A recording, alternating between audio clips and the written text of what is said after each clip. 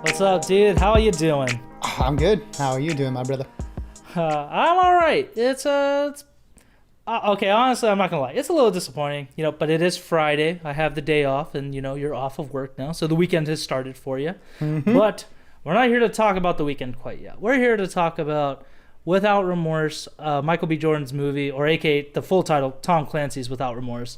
Just dropped on Amazon Prime actually last night, so that was kind of fun. I actually watched it last night Same. and again today, while you were at work. And I know we were talking about it before, but you know what, Bern? What did you think of it? Let's just start with you.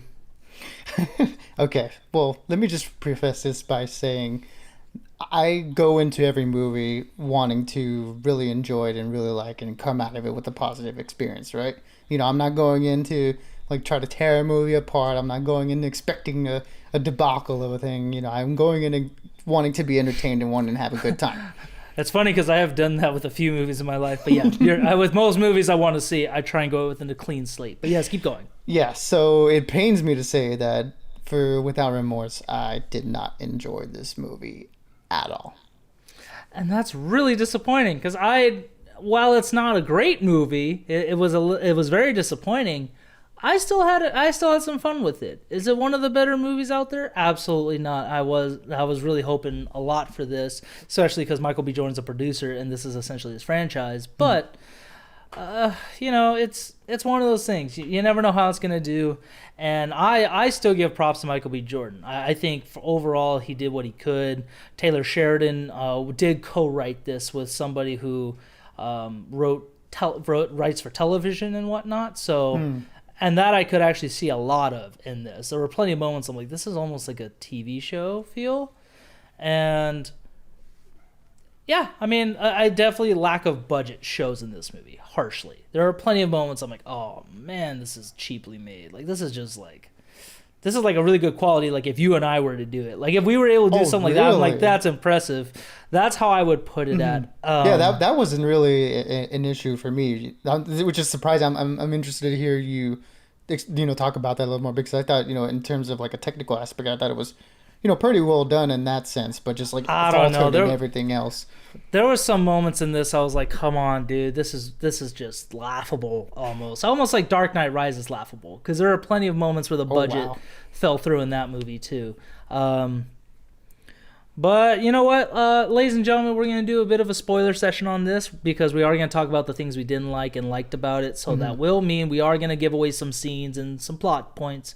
So if you haven't seen this, find the time as you can. I definitely recommend it because it is streaming. If you have Amazon, it's free. You don't have to rent it. You don't have to do anything with it. So you could sit back and watch it. It's about like an hour 50, hour 40 something. So it's not a hard watch, but there were some moments even last night I was like, oh man, this is dragging on a little bit, even for me. So, again, this is nowhere near perfect, but I'm going to give my rating now. Maybe I'll change my mind at the end, Bernie, when I hear your points. But I'm going to give it, like, out of rantings, I'm going to give it a 2.5 out of 5.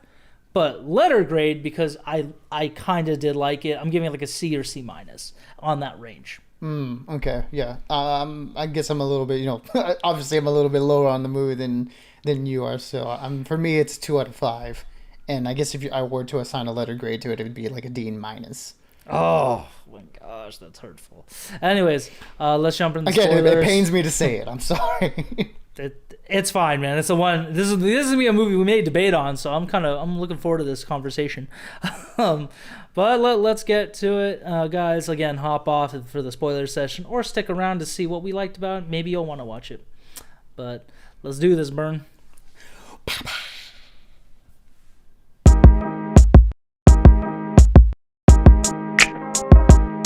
All right, man. So let's start with you, Bern. What was one of the things that you didn't like about it, whether it be any point in the movie? What was the first thing you didn't like? We'll start with the negatives first, and then I'll dive in with the positives because I don't think you have a lot of positives with this. I do have a couple. No, Okay. there's a little bit of sprinkles in there, but I guess let me just start off in terms of just the general aspect of the movie, not anything too specific. I think this movie did a real disservice to itself, going with the tone that it did, the way that it wanted to be really grounded and self-serious, and I feel like had the movie gone a little bit more of a playful route, or a little bit more of a not taking itself way too seriously, having a little bit of fun with the premise of it and the world of it, I felt like that would have helped it a little bit more, especially for the stinger at the end of the movie, because what they teased at the end, in the mid credits sequence, felt tonally inconsistent with the movie that came before it. I was like, okay, for the most part, this movie is a very self-serious, realistic thing, and at the end of the movie, I guess since we're in spoilers now, when there's the tease for Rainbow Six, it just feels like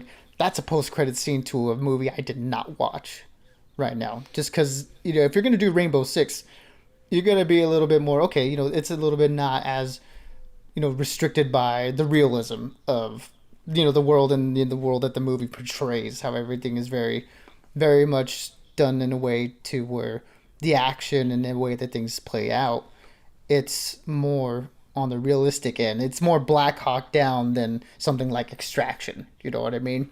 The way that they're going about the tone, and it just all just filters into something that just doesn't fit with what they're trying to build this into, which I'm assuming is another like cinematic universe for Tom Clancy.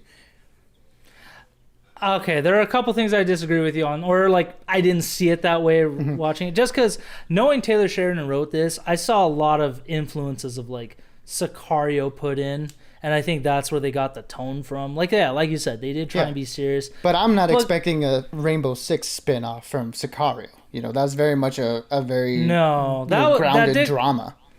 That did come out of left field a little bit, but honestly, that was one of the saving graces for me. Is that it hinted at Rainbow Six, because I remember we talked about this a couple times in the past, and most recently I was like, honestly, I would not mind a Rainbow Six series, like whether it be animated, like the YouTube videos they've been doing, or like a live action series.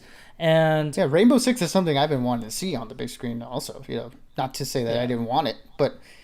You just didn't see it coming out of this movie. Like this was I just felt like this was the wrong movie to introduce that aspect of it because of what came before, and especially with the character of Mike B. Jordan's character, John Clark.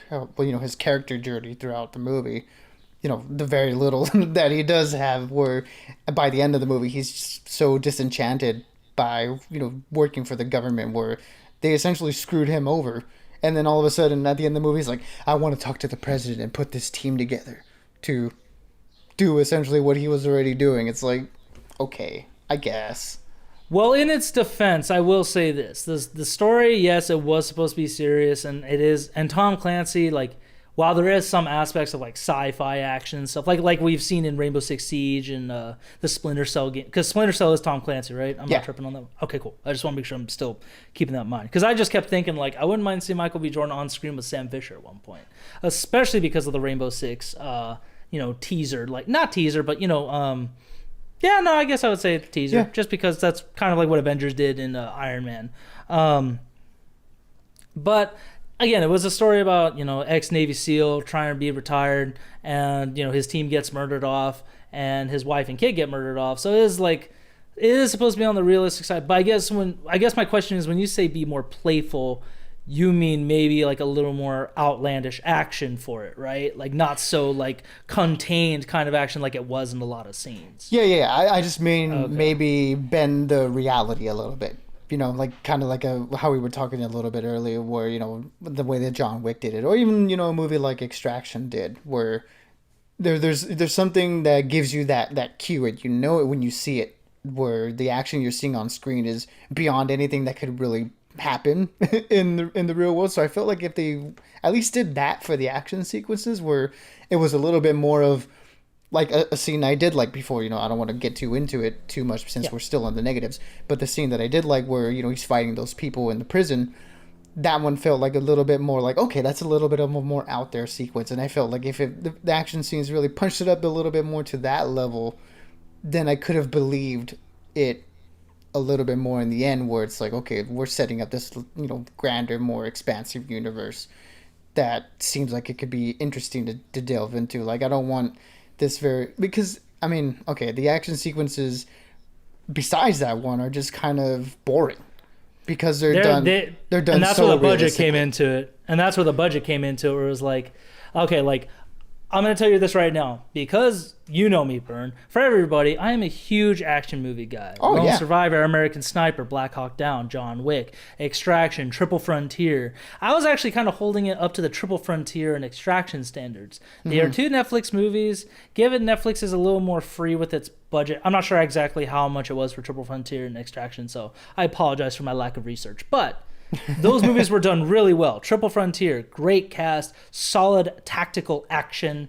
And Extraction was like a mix of John Wick and that, where it was tactical, but it was just so crazy. Like, he was all over the place. He killed a guy with a rake in it, and his name is Rake in it. So it's kind of funny.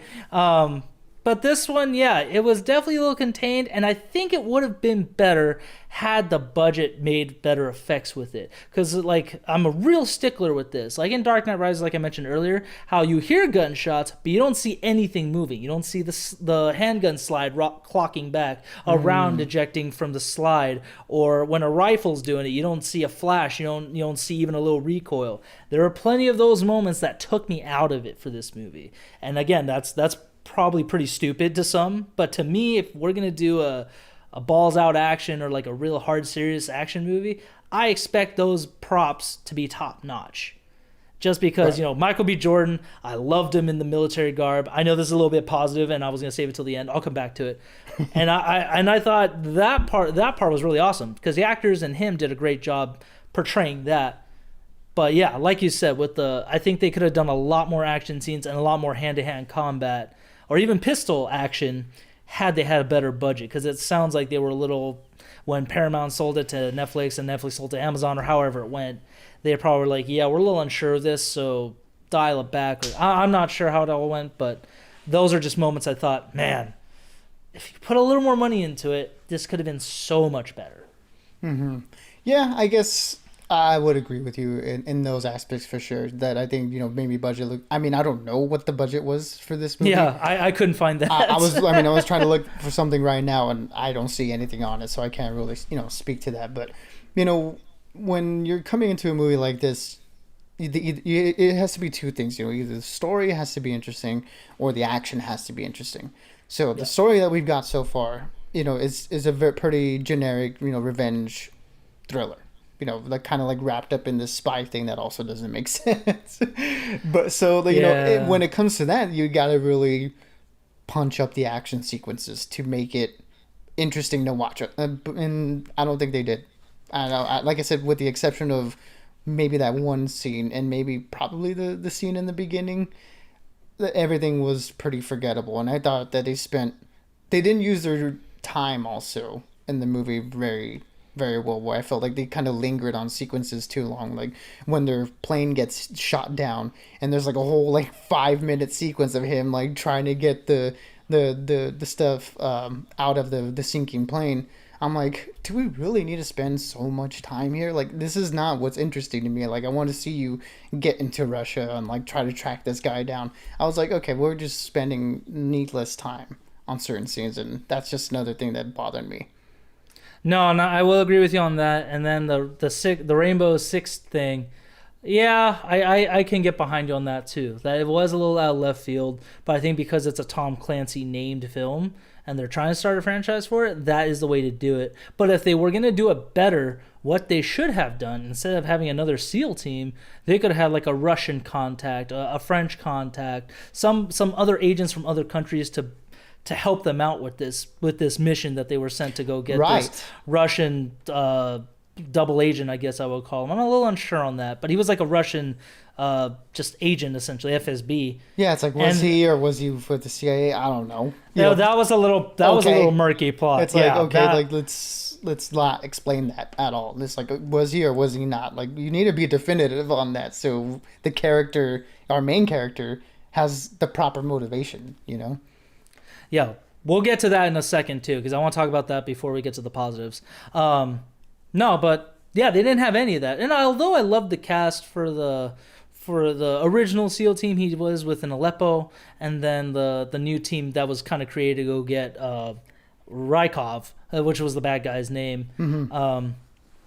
Yeah, I like these actors. You know, one of them was that guy from like Magnificent Seven. He was also in Twilight, which was god awful, but I'm not gonna talk. That was a forced watch, and you know, so it's just some small actors. I'm like, I've seen him and stuff. I'm like, okay, cool. You guys are in a really cool movie. I always like it when they bring either big name actors or random ass actors, like character actors, into a tactical movie or like a military movie, just to see how they can do, see if they can carry an action movie, and they did pretty well in the scenes they were in. So, because the other actor was from The Strain, and he was black. What was that guy's name from Deadpool 2 that Wade would just not let go of? Black.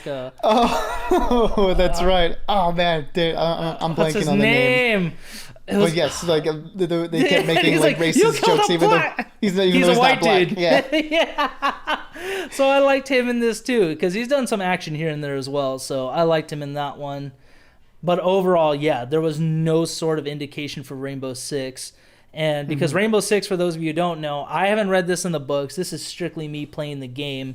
That it's either been counterterrorism units, and the most recent one is Rainbow Six Siege, like Michael B. Jordan's character, John Kelly / John Clark, said in the mid-credit scene where he wants to put a multinational team of different agents all around the world to basically not only counterterrorism, but to keep the big guys in check, which was like one of the many subplots / metaphors in this movie that they tried to, the narratives they tried to, the theme, I'm sorry, that they tried to portray.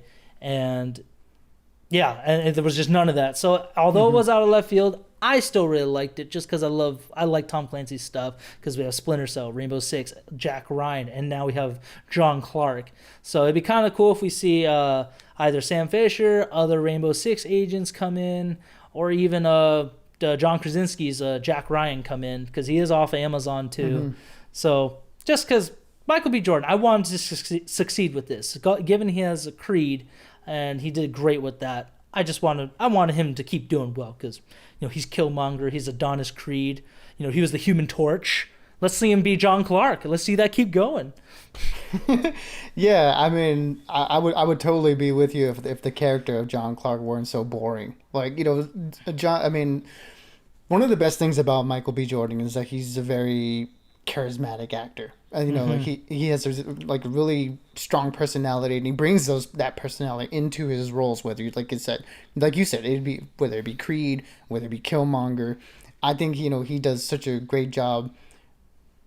And in this movie, I don't think they utilized him well. Like in the same way that I could, if I were to make a comparison that they did with Brie Larson and Captain Marvel, where they didn't give the character anything interesting to do.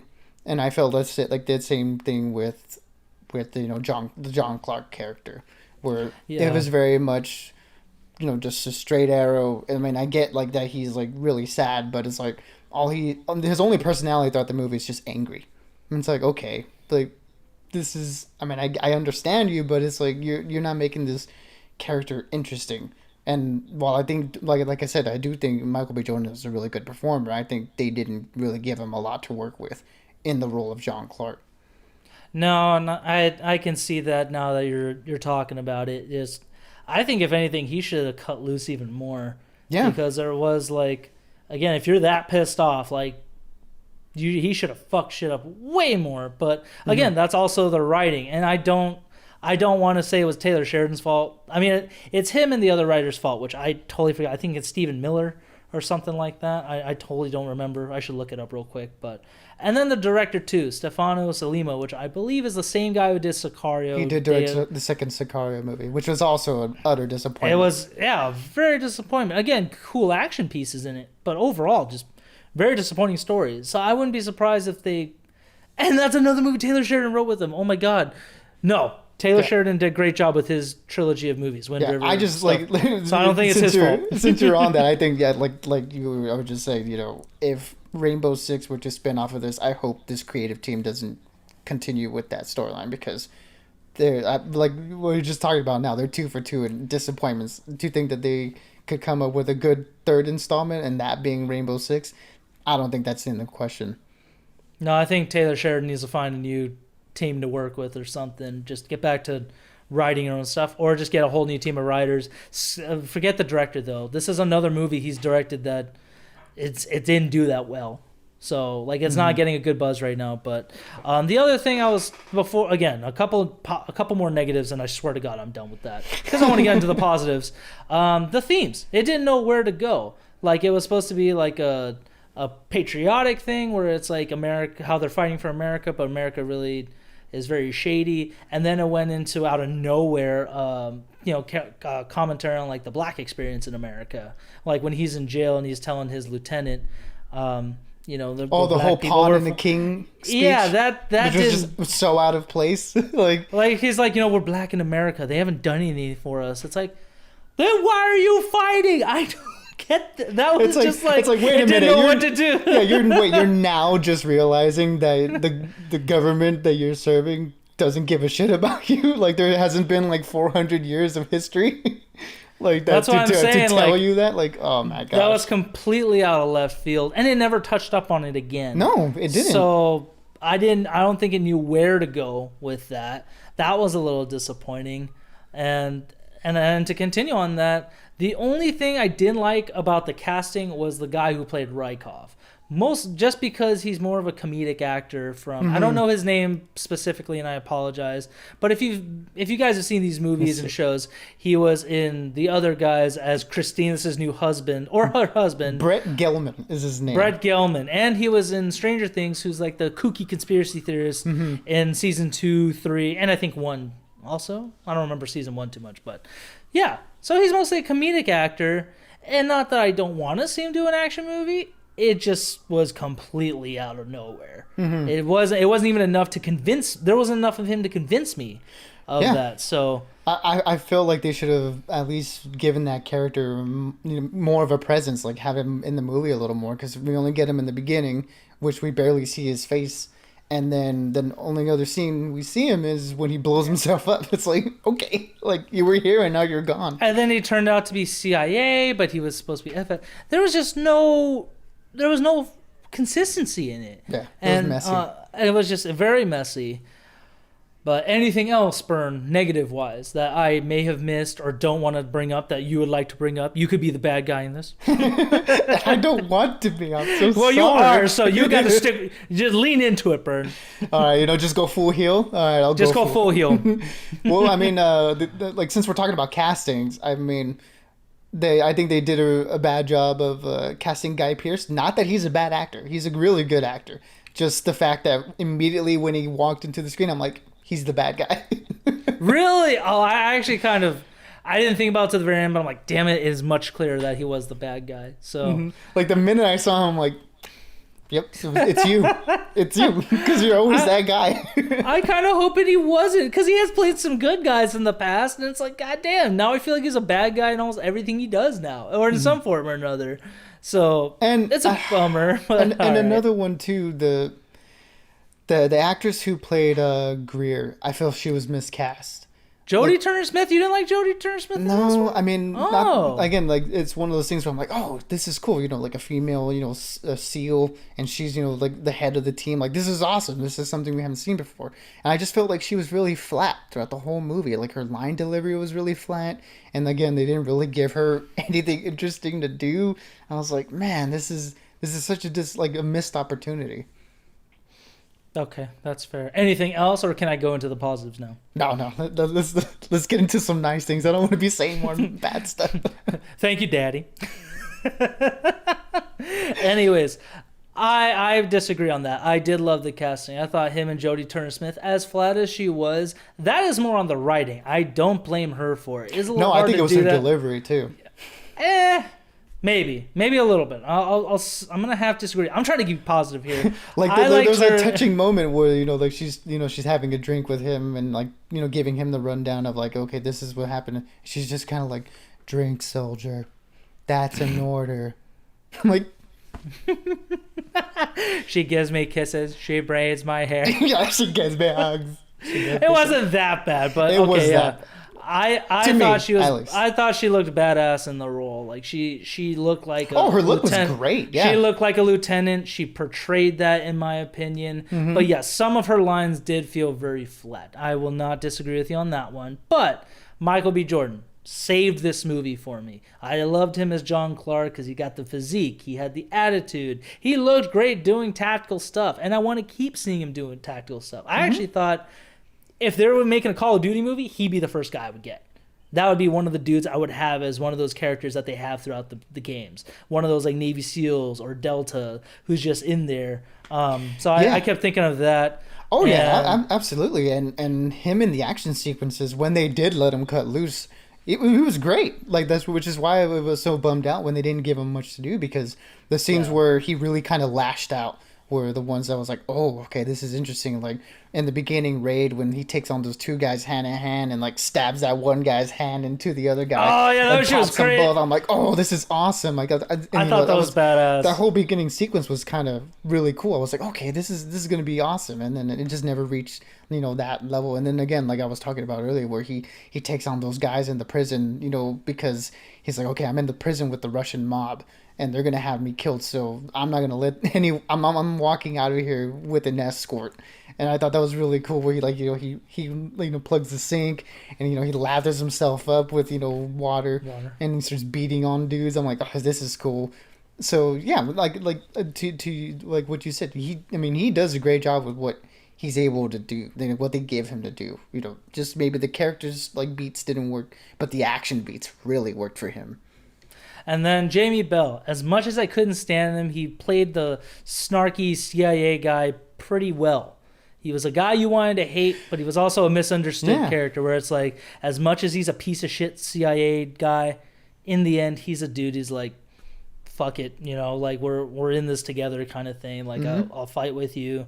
And I think that was just one of those things. Again, he was another character like John Clark, fought for his country, believed in what he was doing, and then the very end of it, they were both just kind of, not just, what's the word I'm looking for?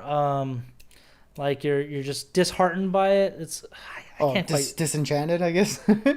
I guess it's more like just disappointed in the system. Oh, where they were just kind of like basically. I guess they were disillusioned by it all, and that's where that friendship kind of grew. And Lieutenant Colonel Greer, she really. She was just a good, support for him. Not even that. I don't want to say it like that because, she's a woman.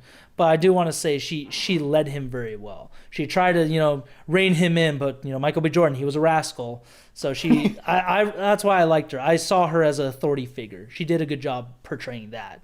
And again, this is me just being super picky with the action movies. The weapons and costume design was pretty cool, especially in the beginning when he's actually all sealed up. It wasn't anything weird, and even in the very end, his tactical stuff was cool. Weapons choice was interesting. They gave him a G36 at the end, but I'm like, who cares? It's a CIA mission. He can get whatever he wants. And as much as I hated the third act, I thought them being pinned down in the building after Rykov just suicide bombed himself, I thought that was actually pretty cool. I know that's a bit of a complaint with some people that it was too self-contained, but it was the sniper scene I thought, okay, this I can understand. That I understand in that room where they're just trying to get out and they just keep, trying to pivot their way out of there. I found enjoyment in that, and everything after that, I was kind of like, actually no. It was up until after, Lieutenant Greer killed the sniper where she kind of fought him and killed him. I thought, okay, that was cool. Everything else after that was like, okay, let's just end this, dude. This is dragging on. Just speed this up. I think the setup to that set piece was really interesting. Having them, in this blown up apartment with all different sight lines being held down by a sniper. I thought that was a really cool setup. And I thought, okay, the way that they're going to get out of this is going to be interesting. It's going to be fun. They're going to have to, think on the go, on their feet, and have to really get out of this situation in a very interesting way. And they didn't. It was just, okay, we're just going to lay cover fire, and then we're just going to run down a hallway, and we're going to blow this wall up. It's like, okay, cool. Which again goes to my complaint that a lot of the action sequences were boring.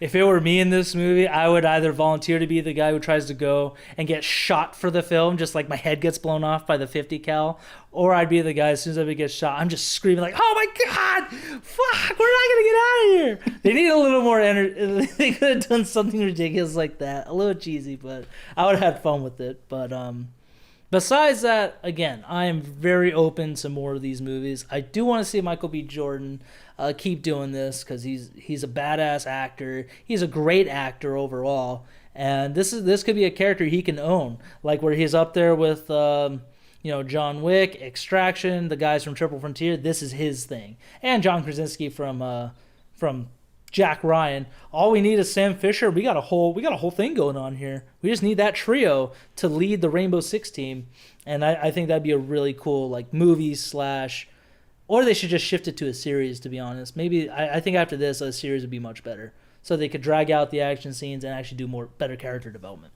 Mm-hmm. Yeah, I guess I wouldn't mind any more installments if, like I said, the creative team is different. I really like Michael B. Jordan in the role, and I just want them to give him better stuff to work with because he deserves it. He's a really good actor. He really is. But that's all I got, Burn. Is there anything else you liked, or should we cut it off here? Should we just stop beating the dead horse? Yeah, no, I think we should cut it because then I'm just going to start going into the things I didn't like. Okay, to stop Burn on his rampage, I'm still staying with my C- range, 2.5 out of 5 rantings. Burn, I'm sure if anything, you're down to 1 out of 5. Did I talk myself to a low? No, I'll keep it at a 2. F minus, not a double negative, a positive. It's so negative. It's zero. Just complete zero. But anyways, we're going to talk about some Invincible soon, ladies and gentlemen, which just wrapped up its first season as well. So we'll talk about that soon. So keep an ear out for that season review, overview. And everybody stay bodacious. Keep on Ren. Have a fantastic rest of your day. And Burn, I'll talk to you later. I'll see you on the next one, man.